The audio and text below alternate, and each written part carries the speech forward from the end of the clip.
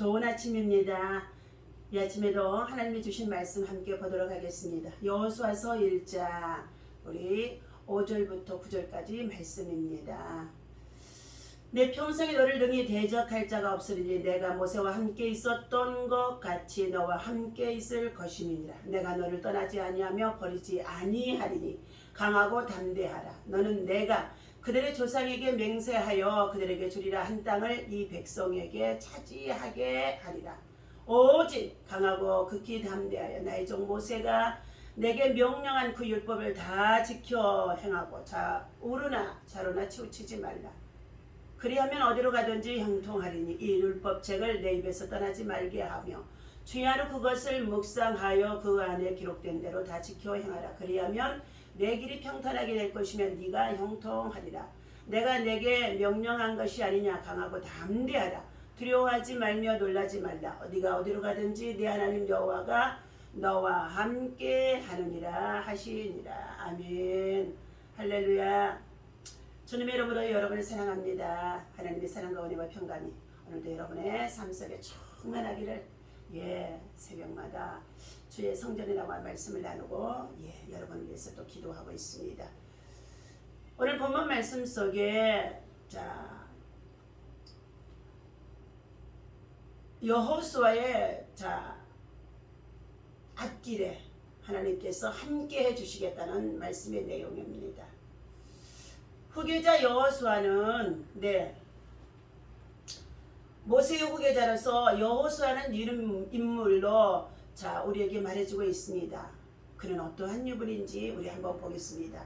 첫 번째, 믿음의 인격이 특출한 사람이라는 것입니다. 여호수아는 너희의 발이 밟고 있는 모든 지역을 내가 너희에게 주겠다고 주님은 이스라엘 백성들에게 약속해 주신 것입니다. 이 약속은 믿음으로 구체화되고 실제화되는 과정입니다. 여호수아는 각 지파의 지도자인 12명 중에서 세상에 변하고 아무리 장애물이 많아도 하나님의 약속은 반드시 성취되고 또 반드시 믿음으로 하나님께서는 승리하도록 인도하심을 보여주고 있습니다. 단지 12명의 정탐꾼 중에서 여호수아와 갈렙 이 두 사람만큼은 전적으로 믿음이 하나님만을 신뢰하는 믿음이었어요. 그 믿음이 특출한 인물이 되어진 것이죠. 두 번째는 모세로부터 하나님의 율법을 받은 사람입니다. 본문 7절에서 오직 강하고 극히 담대하여 나의 종 모세가 내게 명한 그 율법을 다 지켜 행하고 라고 말해주고 있습니다. 여호수아는 하나님의 말씀을 받을 뿐만 아니라 그 말씀을 준행한 사람이었던 것입니다.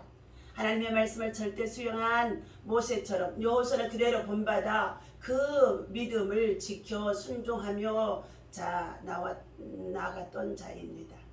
그러한 그에게 하나님은 모세를 이어서 후계자로 여호수아를 택정하여 세우신 것이었습니다. 세 번째는 그의 믿음이 하나님 앞에서 담대한 인물이 되게 하셨다는 것입니다. 6절의 말씀입니다. 강하고 담대하라. 너는 내가 그들의 조상에게 명세하여 그들에게 주리라 한 땅을 이 백성에게 차지하게 하리라. 그러므로 7절입니다. 오직 강하고 극히 담대하여 나의 종 모세가 내게 명령한 그 율법을 다 지켜 행하고 우르나 좌로나 치우치지 말라. 그리하면 어디로 가든지 너희가 형통하리니 라고 말씀하고 있습니다. 여러분, 저와 여러분들이 믿음을 지켜 나아가는 과정에 있어서 하나님의 말씀의 율법을 지켜 행하는 자, 준행하는 자, 순종하는 자, 그러한 자들에게는 어디를 가든지 우르나 좌로나 치우치지 아니하는 자들, 이러한 자들에게는 하나님이 형통하게 해주신다는 약속의 말씀입니다. 믿음이 확고해서 흔들리지 않는 사람은 보다 큰 일을 할 수 있는 것이 믿음입니다.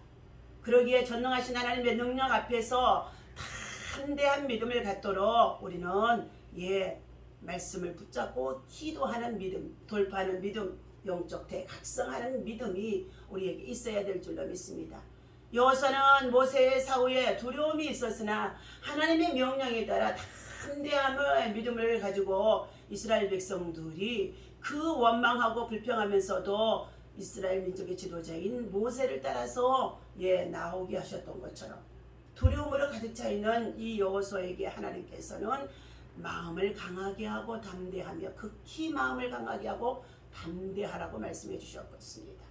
오늘 이스라엘 민족을 이끌어서 가나안 복지에 들어가기 위하여서 믿음의 용기를 갖도록 하나님께서는 그에게 믿음의 용기, 위로, 힘, 그리고 두나미스 능력을 주시는 말씀으로 채워진 것입니다. 하나님께서 이처럼 이스라엘 민족이 이처럼 말씀 그대로 실천하며 나아갈 때에 하나님은 그들을 가나안 복지로 이끌겠다고 말씀하셨는데, 이처럼 그들은 범사에 그들이 원망하고 불평한 것들이 심히 많았던 것을 볼 수 있습니다. 이러한 것을 보고 두려워할 수밖에 없는 그런 상황이었습니다. 그러나 하나님 앞에서 여호수아는 오직 하나님의 말씀에 따라 믿음으로 순종하며 나아가는 그에게 하나님의 성령이 강하게 역사해 주고 있습니다. 내가 네게 명한 것이 아니냐, 강하고 담대하라. 두려워하지 말며 놀라지 말라. 네가 어디로 가든지 내 하나님 여호와가 너와 함께 하느니라 라고 말씀하고 있습니다. 우리는 마귀에게 틈을 주지 말아야 됩니다. 2015년도에 발표한 정신건강학 조사 결과에 따르면 우리나라의 성인의 절반 이상이 분노 조절이 어려움을 겪고 있다고 말하고 있습니다. 10명 중 한 사람은 치료를 받아야 할 정도의 고위험군의 상태라고 합니다. 그래서 혹자는 한국 사회가 예전에는 어려운 환경을 극복하기 위해 헝그리 정신으로 살아왔었는데 이제는 분노를 노골적으로 표출하는 앵그리 사회가 되어졌다며 안타까워하고 있습니다. 많은 사람들이 자신의 스트레스화를 화를 조절하지 못하고 살고 있다는 것입니다. 그렇다면 우리 그리스도인 우리는 앵그리 사회에서 어떻게 감정과 분노를 조절해야 되겠습니까? 화를 내더라도 죄를 짓는 데까지 이르지 않도록 하십시오. 해가 지도록 노여움을 품고 있지 마십시오. 악마에게 틈을 주지 말게 하십시오.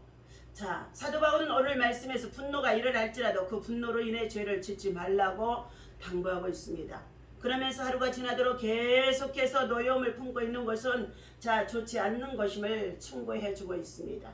분노를 계속 지키는 것은 결국 마귀에게 틈을 주는 것이므로 조심하라고 권면하고 있습니다. 분노는 우리 속에서 타고 있는 불길입니다. 사실 적당한 불은 우리에게 유익합니다. 화도 분명 우리에게 필요한 감정이지만 하지만 화재가 발생하게 되어지면 내 집만 아니라 주변의 집들까지도 다 망가뜨릴 수 있다는 것입니다. 이처럼 크고 긴 분노는 자신뿐 아니라 다른 사람의 인생에까지도 무너뜨릴 수 있다는 것입니다. 4세기경 사막 교부들에게 기원을 둔 전통교회에서는 분노를 죽음에 이르는 7가지 죄 가운데 하나로 뽑았다고 합니다. 성경은 미련한 자는 당장 분노를 나타내거니와 슬기로운 자는 수욕을 참느니라. 즉각적으로 분노를 표출하는 것에 대해 경고한 것입니다. 또한 화를 내는 사람은 하나님의 정의를 이루지 못한다고 명시해 주고 있습니다. 분명 분노는 현재의 행복을 깨뜨릴 뿐만 아니라 하나님의 의를 이루는데 방해가 된다는 것입니다. 이러한 분노가 일 때마다 크게 호흡하며 주님을 찾아서 말씀을 묵상하고 그리고 하나님 앞에서 시편의 말씀을 열어서 보면서 기도하며 분노를 조절할 수 있는, 분노를 잠재울 수 있는, 분노를 정말로 가라앉힐 수 있는 그러한 주님의 은혜가 여러분에게 있어지기를 예수님의 이름으로 간절히 축원을 드립니다. 기도하겠습니다. 하나님 감사합니다. 오늘 아침에도 믿음으로 하나님 전에 나와 믿음으로 하나님 앞에 예배하게 하시니 감사합니다. 이 시간 주신 말씀을 따라서 이스라엘 민족의 모든 백성들이 광야 40년 동안의 인도함을 받을 때에 철저한 광야 훈련 속에 있을 때에 저들 앞에 놓인 시험을 만날 때마다 하나님의 종 모세를 원망하고 그리고 불평하였던 것들을 볼 수가 있습니다. 마귀로 인하여 저들의 틈을 다 주어줄 때 마귀에게 저들의 분노를 표현할 때마다 저들은 마귀의 밥이 되어줄 수밖에 없다는 것입니다. 오늘 우리는 마귀에게 틈을 주지 말게 하시고 여러 가지 많은 어려운 문제가 있다는 할지라도 여리고 성과 같은 문제가 있다고 한다 할지라도 하나님 앞에 나와 엎드려 기도하며 믿음으로 승리할 수 있는 하나님의 사람, 믿음의 사람, 기도의 사람이 되어주도록 인도하여 주옵소서. 우리 주 예수 이름으로 간절히 기도하옵나이다. 아멘.